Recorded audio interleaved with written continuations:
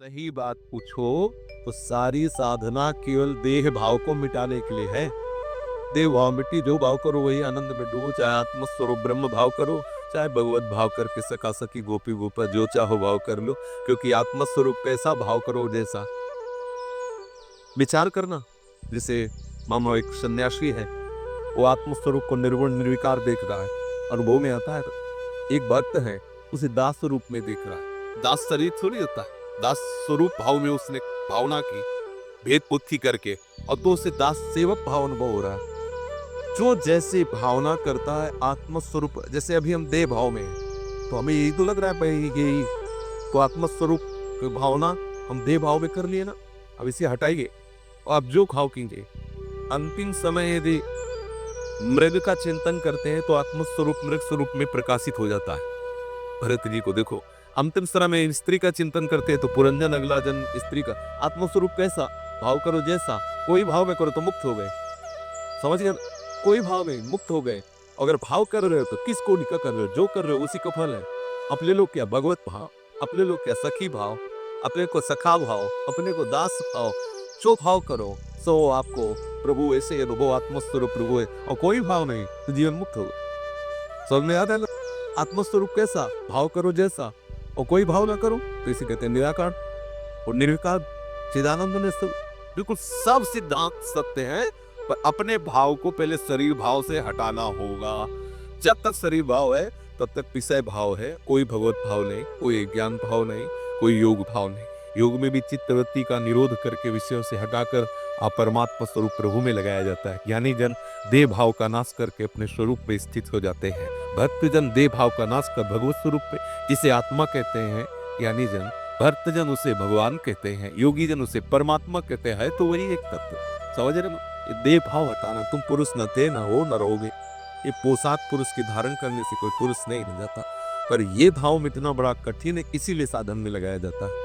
अगर भाव अभी समझ में आ जाए तो अब भी आत्मा का कोई बंधन नहीं है। इसीलिए मोक्ष भी झूठा और बंधन भी झूठा। अब वो कोई रहेगा शास्त्रों में इतना मोक्ष का महिमा लिखी है, तो मोक्ष भी झूठा है और बंधन भी झूठा है। जब बंधन ही झूठा है तो मोक्ष कैसा? किसका? सहज स्वरूप मुक्त आत्मा का कभी बंधन हुआ ही नहीं तो झूठा ही तो है मोक्ष। बता, अब तो कभी आत्मा का बंधन हुआ क्या? कभी आत्मा का त्रिकाल में कहीं बंधन शास्त्र में लिखा हो तो हमें बताओ।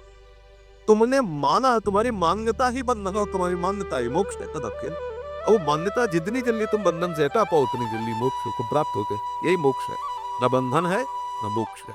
बंधन और मन मोक्ष ये मन की मान्यता के अनुसार है। आप अपनी मान्यता को मन से हटाकर स्वरूप में स्थित कर सकते हैं। इसी के लिए बहुत से साधन बताए गए, ज्ञान मार्ग, कर्म योग मार्ग, भक्ति योग मार्ग। जिस मार्ग से चले ये प्रपंच का जो है, ये वैराग्य भाव जब तक नहीं आएगा तब तक आंतरिक बातें समझ में नहीं आती। चाहे प्रवचन जितना कर ले, चाहे जितना सुन ले। नायमात्मा प्रवचन लभ्या, चाहे जितना प्रवचन कर ले लेकिन आत्म तत्व का बोध नहीं होता। चाहे जितना प्रवचन सुन ले, चाहे जितना बुद्धि बलवान हो, आत्म तत्व जब वर्ण करे तब होता। हमारा लक्ष्य दृढ़ हो जाए और साफ बाहरी। आज हम चाहे जितना सुने, व्यवहार कोई सत्य मान रहे, देख लीजिए छोटी छोटी बात में प्रतिकूलता अनुकूलता, लड़ाई झगड़ा राग द्वेष कहाँ है? केवल बातें केवल हो रही आत्म तत्व बोध की तरफ या भगवत मार्ग की तरफ। सच्चाई से चलने लगो, अंदर ही मार्ग दिखाई देने लगेगा, अंदर ही प्रकाशित हो जाता है मार्ग। साधकों को ज्यादा माथापच्ची नहीं करनी पड़ती। जैसे एक यमुना स्नान करने से जा रहे थे तो गुरुजी ने टार्च दी, अंधेरा था, एकदम धीमी सी एक पैर दिखा। बोले गुरुजी इससे लक्ष्य की प्राप्ति कैसे होगी? बहुत कम प्रकाश।